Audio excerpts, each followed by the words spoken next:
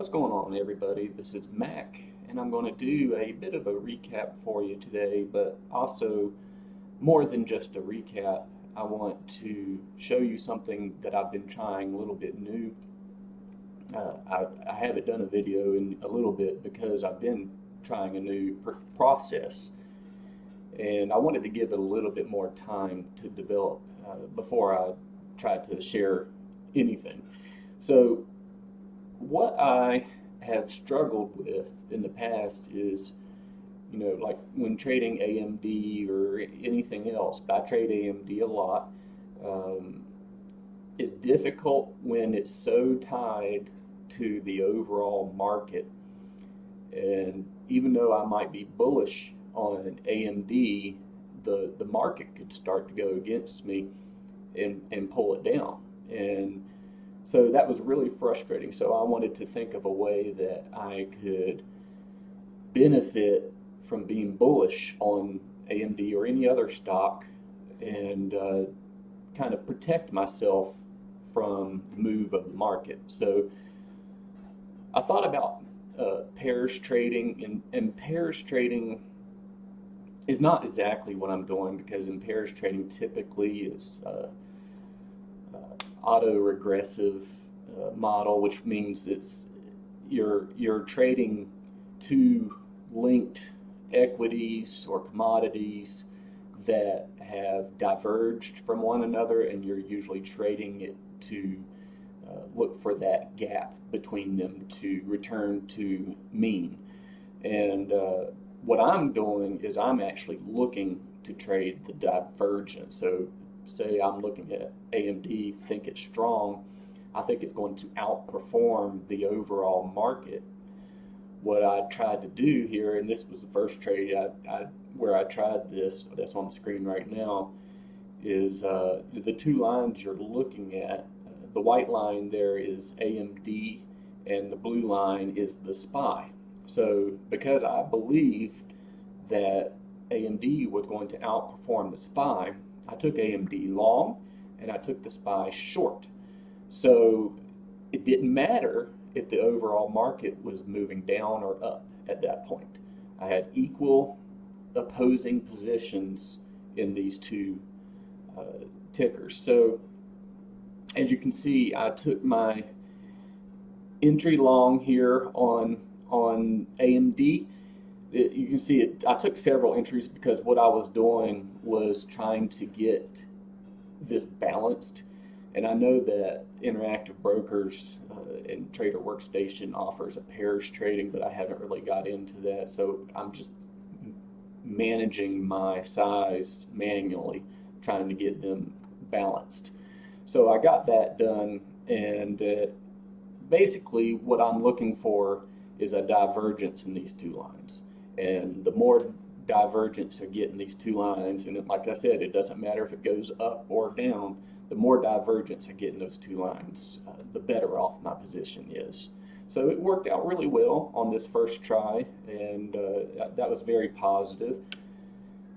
Coming forward to yesterday, okay, sorry about that, I had my charts in the wrong order. So this was yesterday, and what I did yesterday was a little bit different than what I just showed you in that first trade.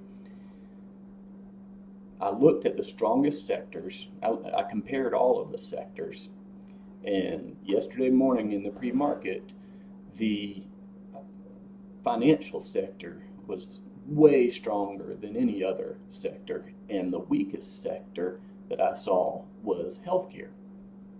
So what I did is I took what looked like one of the strongest stocks in the financial sector, which was Bank of America, and I decided I was going to take a long position in it, saying that it's going to outperform the overall market.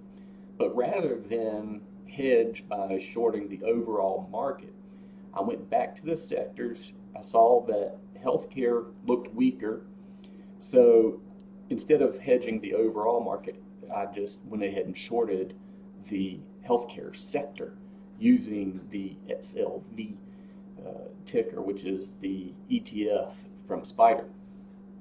So you can see here, I actually jumped into my long position in the pre-market I did about half size there. I got a little bit of a dip there and went to my full position on Bank of America. And then just before the market opened, I went ahead and took my short in the healthcare sector. And immediately both positions worked out for me. Now, that was not the plan. The idea is that they will generally move in somewhat of the same direction is what I would have anticipated, but this divergence would grow regardless of which direction they are moving in. And of course, that's the plan. It may not always work out that way, just like any trade. But in this case, though, that weak sector, healthcare, just took a dive, and of course, the stock, Bank of America, was just supercharged and took off. And I made the mistake, and I do this all the time, of looking at my P&L, and when I saw it, I had to just close my position, because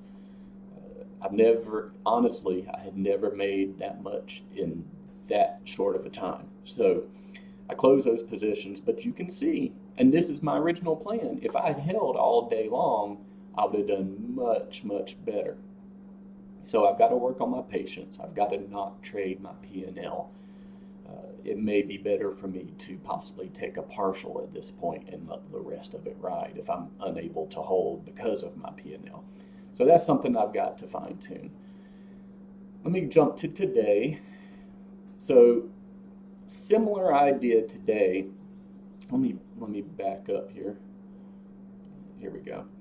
Similar idea today. What I did was I took AMD short, and the reason is the technology sector looked very weak, and AMD was one of the weakest stocks in the technology sector.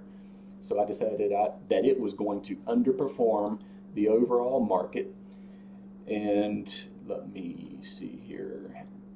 What I did was find what looked like the strongest sector, which happened to be the financials. So I took the financial sector, which is XLF, long as a hedge against AMD. And I did both of these in the pre-market around 9 a.m.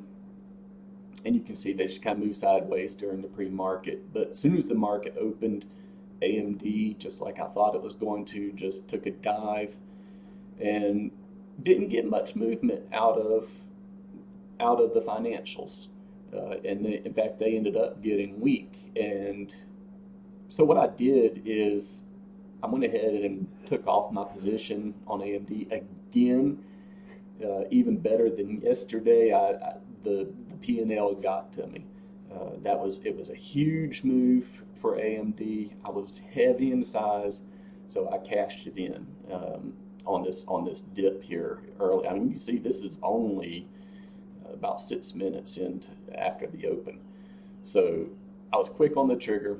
I did not close my position immediately on the financial sector because although it had started to pull down, or it really wasn't doing a whole lot, I kind of felt like it was going to push up. So I let it sit there until it got to my break even and let that one stop me out. So, but obviously I didn't lose any money on that one, and it still has not come back. So that's because the overall market was so weak. But that is the benefit of this type of pairs trading. It doesn't matter, which direction the market goes, as long as these two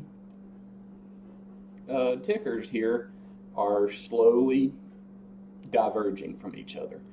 And in this case, again, you can see if I was still holding this position, both of these positions, I would be doing much better than where I ended up. But I cannot complain because that's one of my better days I've had in a long time. So I'm just going to have to learn the patience. And like I said before, probably go ahead and start taking some partials and trying to stretch my trades out longer. So anyway, so far, this is a very small group of trades, but it's 3 for 3. I'm pretty happy with that. So we'll see if this turns into something that I do long term, and I'll keep y'all updated. And if you have any comments or questions, please put them in the comments section, and I'll be glad to answer any questions I can. If you have some suggestions, I would greatly appreciate it too, because this is something new to me. I don't know if anybody out there might have traded like this before, so I would love some input. Anyway, I hope everybody's having a great day, and I will see you in the chat room. See you later.